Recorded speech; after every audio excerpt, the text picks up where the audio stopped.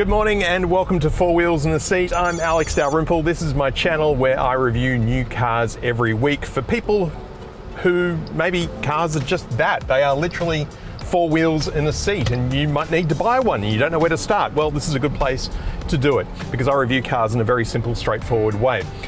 But you don't want to miss one, so hit the subscribe button down below, the notification bell, and if you enjoy the video, please give me a like. Today I'm back in the Jeep Grand Cherokee. Last week I drove the Overland. This week it is the plug-in hybrid version, the top spec model in fact. It's called the Summit 4xe. And outwardly, it looks pretty well identical to the Overland version, although this car does have larger wheels. They're 21 inches. The logos dotted around the car have a blue outline on them, so that way you know that this car is partially powered by electricity. And tellingly, there is also no 4x4 rated badge on the side of the car. But other than that, they look pretty much the same.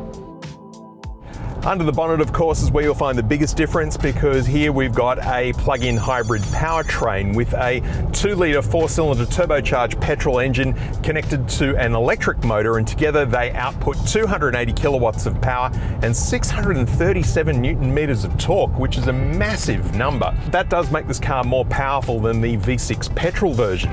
Fuel economy is outstanding though, coming in at just 3.2 litres per 100 kilometres on a combined cycle when the battery is charged, of course.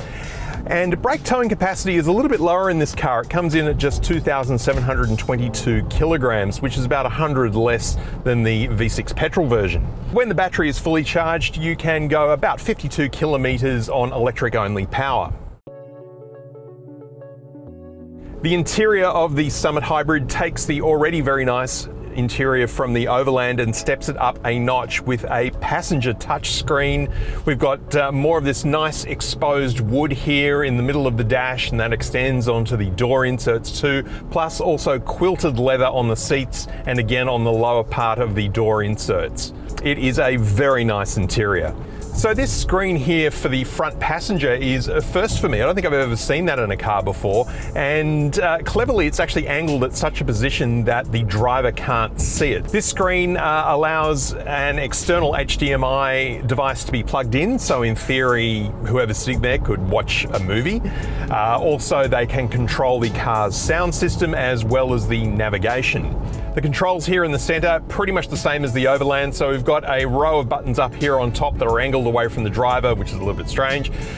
This includes your controls to power the passenger screen on and off, and also the regenerative braking controls are up here too, as well as automatic parking, which this car has. And I tried the automatic parking out this morning and the car reversed straight into the curb without stopping. So these systems are not exactly perfect. Use them with a great deal of caution. The center console screen itself is the same as the Overland. It's 10 inches, very sharp picture.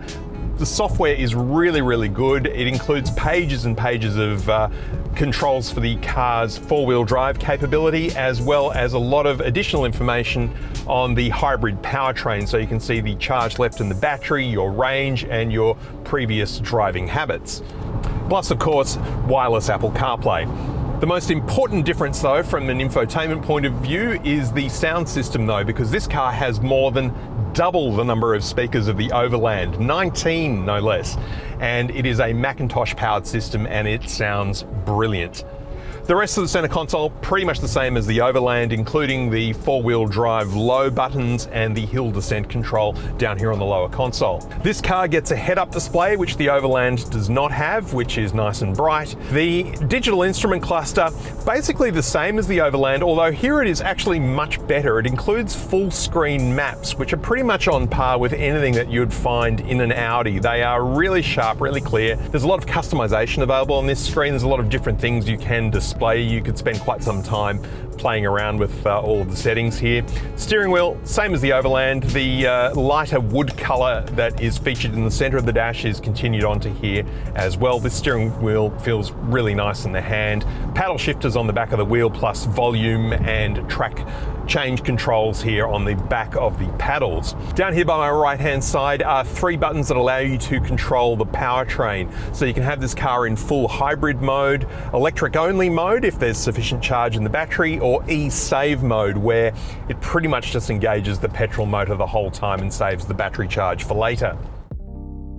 Unlike some other plug-in hybrids, this car does not charge the battery by itself. The only way to charge the battery is to plug it in. Unlike the Mitsubishi Eclipse Cross, for example, which you can have the engine charge the battery while you're driving around. It's not the most fuel efficient way of doing things, but if you want to charge the battery and you can't plug in, it's a good way to do it.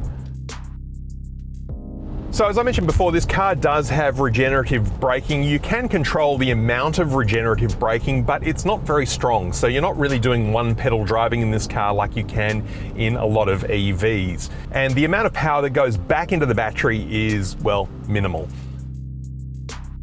So driving around the car park right now, the petrol engine has just switched itself off and we are now running purely on electric, but it is electric in the sort of more typical hybrid way. It's not really the way a plug-in hybrid works. So it can only really run on electric power at low speed for short distances. So how does driving the Summit Hybrid compare to the Overland? Look, I'm going to be honest, the two are pretty similar. They do feel very similar on the road. The engine note in this car is certainly not as guttural or as throaty as a V6 petrol engine, as to be expected. The 4-cylinder turbo just sounds a bit tinny by comparison. When it flicks over to electric mode, it is extremely smooth and quiet. It's almost impossible to tell when it's switching between the two engines, so this is a very refined car to drive around. And combined with its very sort of soft air suspension, which is again adjustable, it makes for a very smooth, quiet ride around town. Of course, the other big difference between this car and the Overland is the price, with this one costing about $45,000 more. And with its limited electric range and lower towing capacity, I'm just not sure that it really makes a good value equation for most people. And I guess it comes down to how serious you are about going off-road and climbing up the side of a mountain, because the Overland can do that in comfort relatively easily. This one, with its lower electric range, I'm not quite sure about its off-road capability. I mean, this car doesn't actually come with off-road tyres, unlike the Overland. I just don't know whether it's for people who want to climb up the side of a mountain or just want to appear as if they can. And that's fine. You know, maybe you're going to use this as your daily driver to do the shopping and drop the kids off at school and go to work.